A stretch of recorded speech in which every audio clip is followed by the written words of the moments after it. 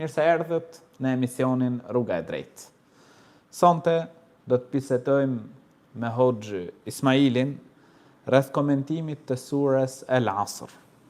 Surja El Asr është një surë e shkurtër, por me domethënie të rëndësishme dhe të gjerë. Hoxh, për çfarë flet kjo sure?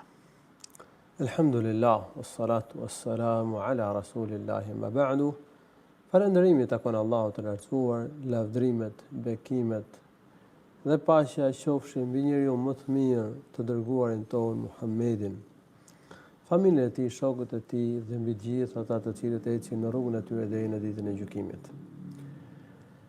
Surja El Asr flet për 4 cilësitë që duhet ketë besimtari për shpëtuar tek Allahu i lartësuar në ditën e gjykimit.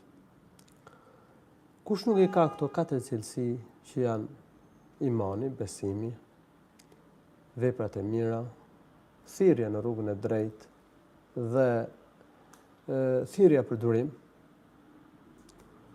atëherë ai do të jetë i dështuar, do të jetë i humbur, do të përfundojë në zjarrin e xhehenemit, Allahu na ruaj. Ndërsa ai që i ka këto 4 cilësi, ai do të shpëtojë. Këtu që ndron, domethënë, rëndësia e komentimit të kësaj surje. Prandaj Imam Shafi'i, Allahu mëshiroft, ka thënë: "Law tadabbara an-nasu hadhihi as-sura lakafatuhum." Nëse njerëzit do të mendonin mbi kuptimin e kësaj surje, ajo do t'u mjaftonte. Domethënë do t'u mjaftonte si argument për të kuptuar cilësitë që duhet ketë njeriu për të qenë shpëtimtar, për të arritur fitoren e madhe tek Allahu i lartësuar, që është shpëtimi nga zjarri i xhehenemit dhe hyrja në xhenet, vendin e mirësisë dhe begatisë.